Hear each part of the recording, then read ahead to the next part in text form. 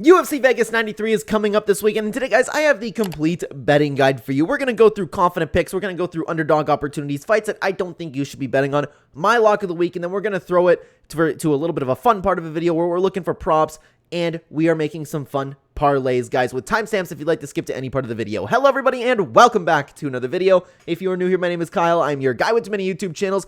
Let's start this video off with the confident picks. Now, guys, it is important to note, while I'm talking about these fights, I have a full card breakdown video out where I dive as deep into these fights as I can possibly get. So for these picks, I'm going to give a very brief reason why. If you're interested in the expansion, you can check out that video. But anyways, starting off with the first fight confident pick, that being Josephine Knudsen.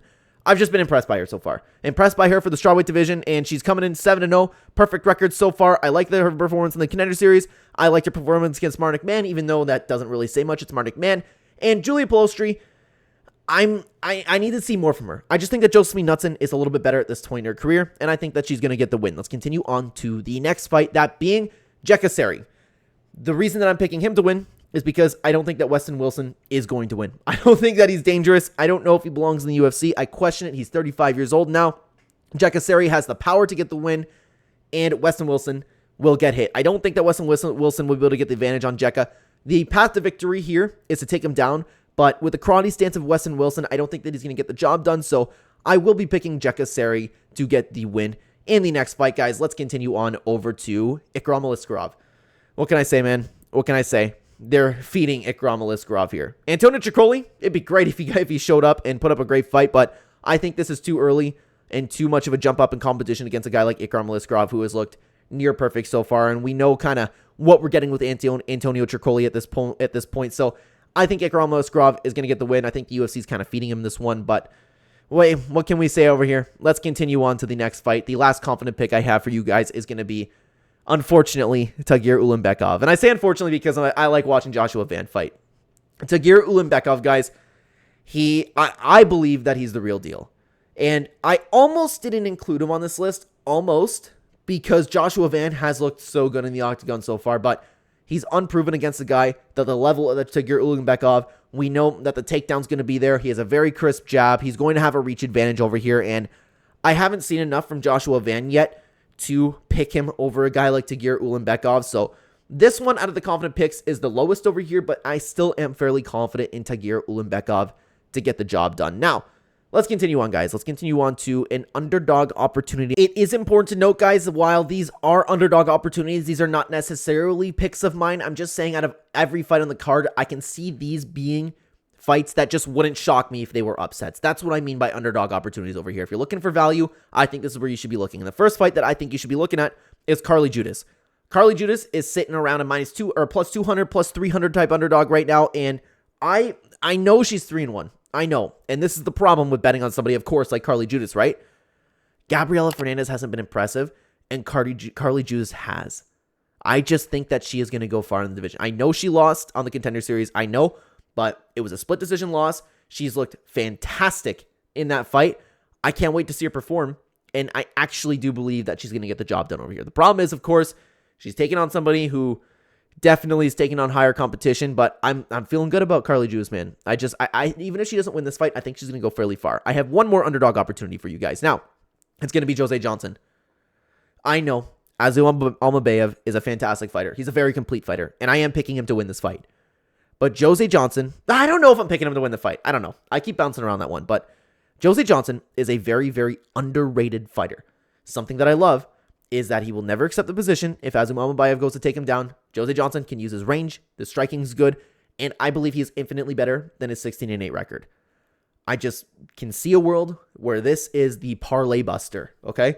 I'm definitely not betting on Azum Almabayev. I don't know if I'm going to bet on Jose Johnson, but those are the two fights that I believe out of on the card have the biggest chance of being a underdog that gets the victory. Let's continue on, though, guys, to some fights that I do not believe that you should be betting on. I'll give very brief reasons why, because long story short, they're always like, hey, this is a pretty close fight. And the first one's going to be Shaylin at Nurdan taking on Melquizel Costa. I think that Costa has a slight edge over here, but Nurdan does have a lot of experience. He has the power to get the job done, and sometimes Melquizel Costa doesn't show up. So I think it's a fight that you should stay away from, in my opinion. This next one, just because this is one of those where I just go, who knows who's going to win? There's nothing to break down about this one. Adam Fugit, Josh Quinlan. I have no clue who's going to win that one. I have no idea what's going to happen when they clash. That's all. And that one's easy. I'm staying far away from that one. But let's continue on to the last fight that I believe you guys should be avoiding. That being Alex Perez versus Tatsuro Taira. Alex Perez just shocked the world against Mateus Nicolau. Alex Perez does have that high-level experience. Tatsuro Taira has all of the tools in the world to make it far in the division, but we have not seen him fight anybody to the level of Alex Perez yet. I can see this being a shining performance for Tatsuro Taira, and I also see this fight being a fraud check. Who picked Tatsuro Taira to win? You know, the MMA community is spewing out about that one. I just am unsure about how Tatsuro Taira fits at the top of the division right now, and we know that Alex Perez, at the very least, can compete with the top of the division. So I'm staying away from this one personally, and I honestly believe that you guys should too. Now, guys, let's talk about Lock of the Week. The fighter on the card that I believe has the closest to 100% chance of winning is going to be Nate Maness. Jimmy Flick doesn't have it anymore, guys. He's not the same fighter that he once was, and this was a fluke win over Malcolm Gordon. He was getting absolutely destroyed. Nate Maness has all the tools in the world to defeat Jimmy Flick. All he has to do is avoid the jiu-jitsu. If he does that, he should cruise his way to a victory, and it's that simple. I believe Nate Maness is going to clear Jimmy Flick. I think it's a fluke win, and I think it should be 4 losses in a row for Nate Maness. Jimmy Flick.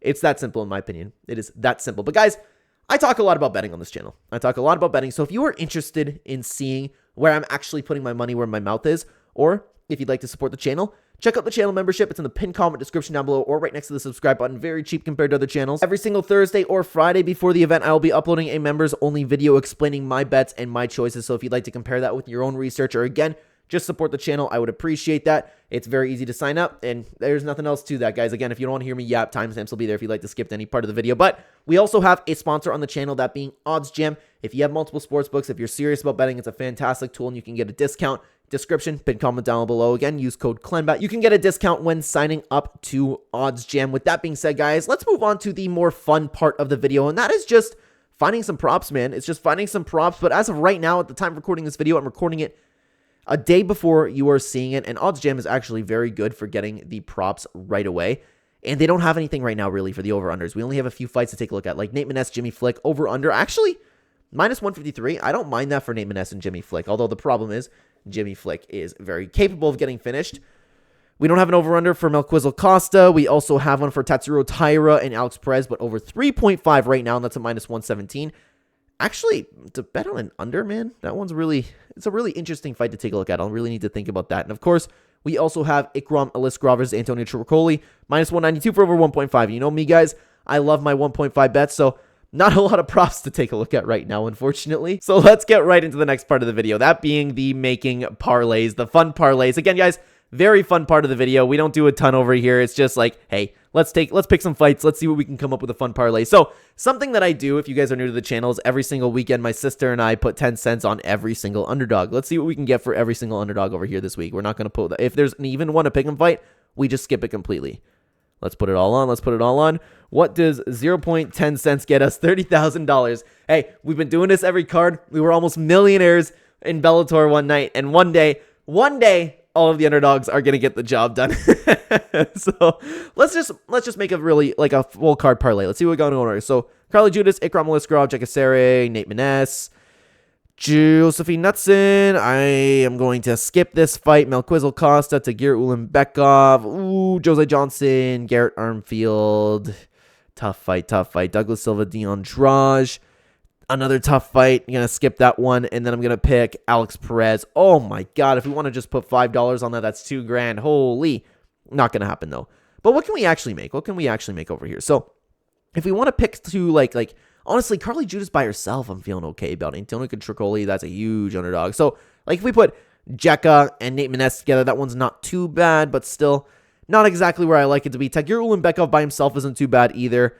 Man, there's not a lot of parlay pieces that I like over here. There's a lot of single bets that I like. I can't wait to find out the props, man, because it's another little bit of a tough card to bet on over here. Even if you want to Tagir Ulanbekov and Josephine Knutson, I don't mind that together. But even then, knowing me, I wouldn't parlay those together. I like to be as safe as possible, guys. So there's not a lot you can really do. What about like the more confident picks of mine? Like, so like I'm feeling good about Carly Judas. I'm feeling good about Jekka.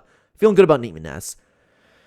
Feeling good about Josephine Knutson, feeling good about Tagir Ulanbekov, and I might just leave it at that. So even if you want to put like $10 on that, that's $90. I really don't mind that personally, but still, way too big of a parlay for me. So again, for the fun part of the video, there wasn't really too much to talk about, guys. So let me know what you think down below. Let me know what you think about the complete betting guide over here. What do you think about my picks? Is there anything that you're going to be betting on down below? I would love to know what you guys think down below. Thank you very, very much for watching the video. On the screen right now, you can check out the full card breakdown where we dive deep into the card. Check it out over there, guys. I will see you there. Take care.